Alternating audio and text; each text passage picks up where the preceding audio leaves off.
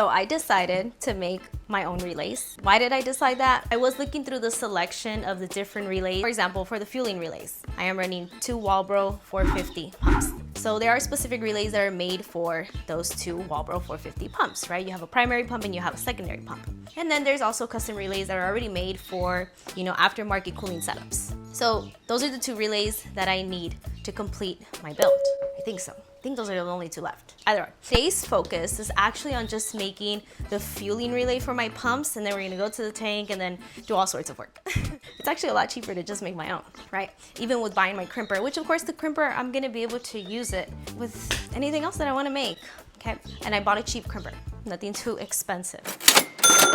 So all this stuff here that I have laid out on the table, I did get it from different stores, which I will leave all of the part numbers and the websites listed down below. Just to help you guys out, just in case you guys even want to make your own relay. This is definitely going to be like a how-to video because I'm gonna go step by step on the process. So let me just add a tiny little disclaimer. I will promise to give you guys a full-scale review on how this turned out. So build at your own risk, okay? Just build at your own risk. Uses the relays, the wiring, marine grade by the way. So I didn't end up going with Pro Wire because this stuff is a lot cheaper. And then we do have my little PDM box, which is the same box that is right there. And then we do have some cavity plugs, some seals, copper lugs, and then different size terminals. These are all for this specific PDM box, but of course they go by wire size. So you do have 22 to 20 gauge, 18 to 16 gauge, 16 to 14 gauge, and then 12 to 10 gauge. There's differences even within the relays that I chose. These specifically right over here are micro relays with resistors, and we have these that are micro relays with diodes. These are the relays that I'm specifically going for this setup. So these allow a higher voltage spike but dissipate energy faster, which allows for the relay to release quicker. Versus these over here that are better at limiting the voltage spike to a very low level, which does protect the delicate electronics, but it does release at a slower rate. So can you guys guess why I would need for these to release much faster and these could just release at the time they're supposed to? See, these are for the fans. This is for fueling. So we need these little guys to release as fast as possible. So that's why I chose these for this versus this for that, because that's actually my cooling fan shroud right there. And don't be like me, make sure you double check your orders because I thought I got mini fuses and these are micro fuses. So these are mini fuses. These are micro fuses. You see how the little blades are more closer together? Yeah, they don't fit here, unfortunately. I might have another one of those lying around. All right, let's go.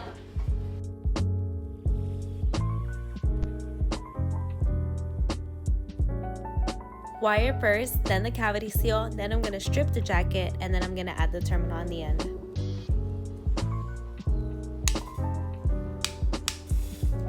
Up close and personal. Just gonna lower down the terminal just a bit so it goes right on top of the seal. Besides that, came out great.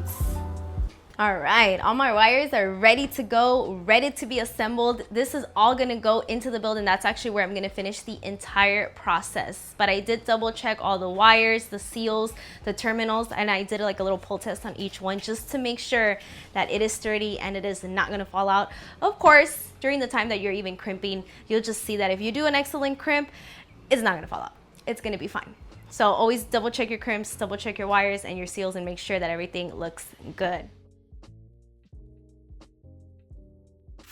Guys, we have arrived at a Matco dealer's house because I need that crimper and there's no stores that have it in stock. So this is the place to be. This is where I'm gonna get it. Tools on demand. Literally. This is my universal crimper. See, that wouldn't be a problem as long as it can crimp smaller gauge wires, but it does not. This only works well with the larger terminals, larger wires, but anything that's 24, 22, 20, and 18 gauge, this is the route to go. Because you be the judge of these crimps. Look at that. Look at the larger blades on top. It only did 2, and I had to manually crimp the bottom one. Oh, and with these non-ratcheting crimpers, we do have to crimp the blades separately. We do the first 3 smaller blades, and then we finish off the crimp doing the larger blade in the bottom.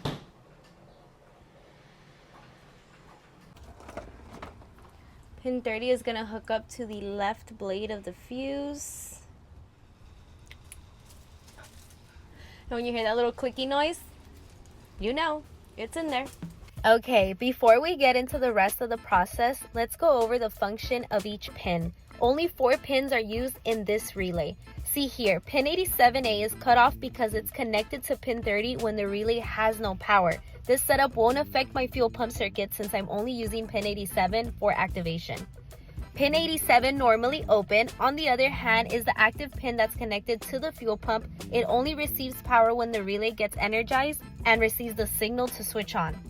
So here, pin 30 gets constant power from the battery and hooks up to the 30 amp fuse to protect the high current circuit from overloading or short circuiting. Pin 86 is a 12 volt trigger wire that activates the relay. When I crank the ignition on, it allows 12 volts to energize the coil, creating the magnetic field that pulls the switch inside the relay from its normally closed position to normally open. And pin 85 connects to a ground or another control signal. In my setup, I'm running it directly into my ECU, using that to ground the relay.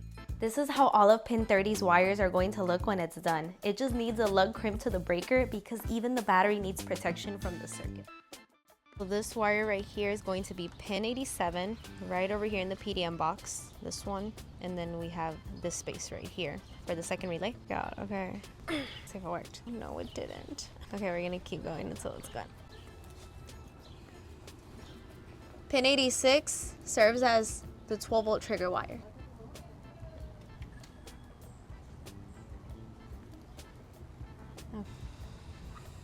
So now that we have our ground switches already in the relay, now we're gonna work on the 12 volt trigger switch, which these are the ignition power source that are hooked up to the EFI main and the EFI number 2. I'm gonna leave them hanging a bit, but I'm probably gonna cut up to here, and we're gonna add terminals, seals, then we're gonna get it in here. And it's going to go on pin 85. It pops out again. Shut up. Yeah, I've seen those crimps from yesterday. Horrendous. See, that's what Those happens. were some really bad crimps, bro. That's how you guys buy the tools. Oh.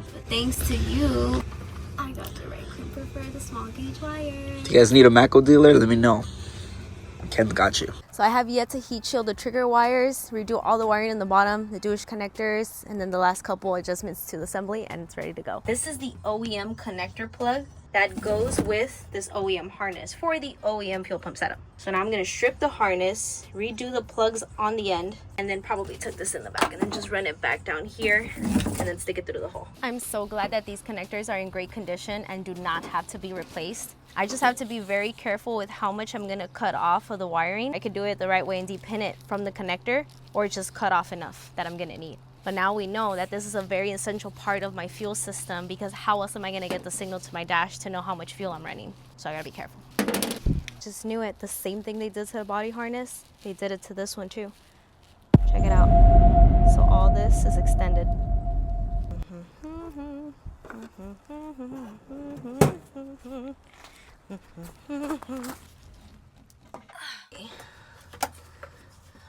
Okay. So let's see. This is gonna reach up to here. So yeah, I'm gonna have more than enough length. I can definitely cut it from right here.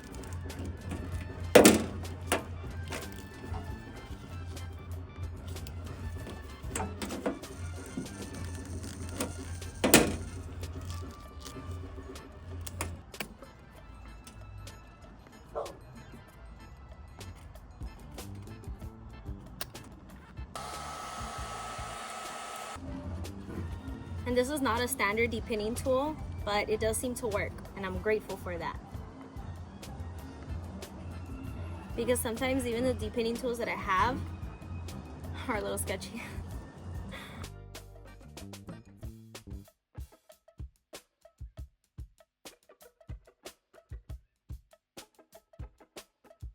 We can strip these two out from this. Okay, so the harness is half done. This is what it looks like so far.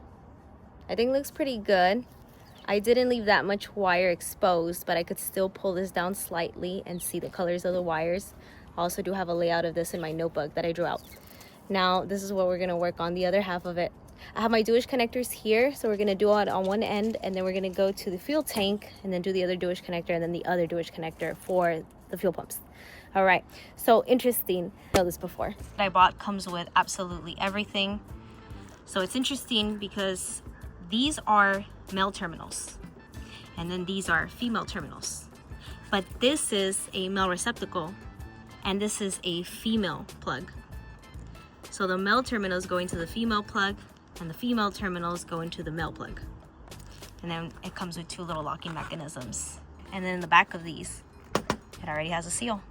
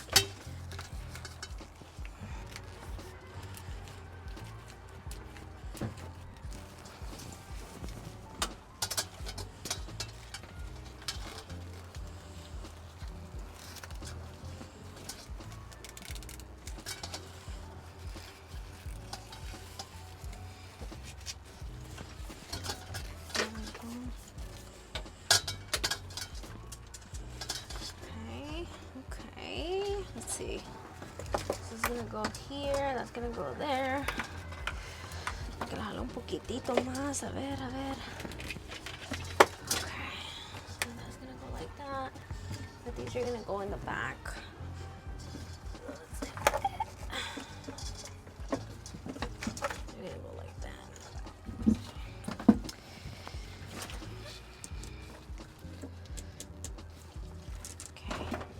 Now we're gonna undo this box.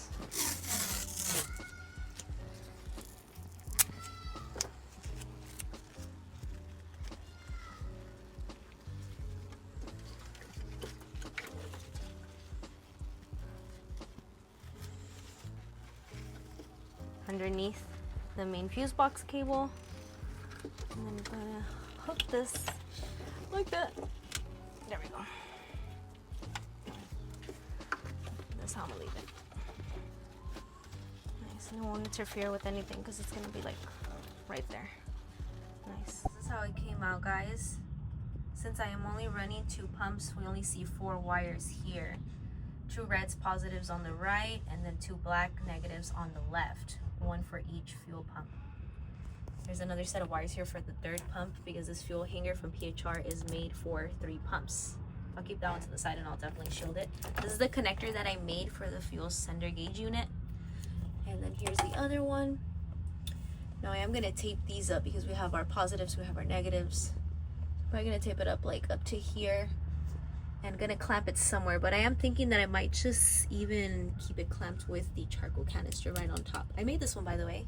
What do you guys think? 10 out of 10. And my ground leads all the way up here. And that's how I shielded it. I'm thinking of using one of these 2 points as the ground point. Definitely gonna scratch off some paint and get new hardware for that. Excuse the webs, please. It's a little dirty down here. All right, let's get to taping. I know that some people go with rake cam and, you know, do some like really cool stuff with the shielding, but for this setup and for what I'm doing with it, I think this is absolute line. Although rake cam would have been a preference, but maybe in the future, maybe. So this is the final product. And once the tank is lifted up, the connectors are gonna reach right here. And I'm still gonna go around. I'm actually gonna use this as my ground. I think that's a perfect place. So now that the wiring is done, the only thing that's left on the fuel tank is some more Dash 8 hose, some AN fittings, position on the flex fuel sensor, maybe like 1 more bracket, and that's about it. So now for the grand reveal, guys. Well, how much did it cost for me to build my own relay? $119. When I did the price breakdown, I was like, oh hell yes, I am definitely going to buy my own stuff and make my own relay. Well, that's it for today, folks. Thanks for watching, and I'll catch you in the next vlog.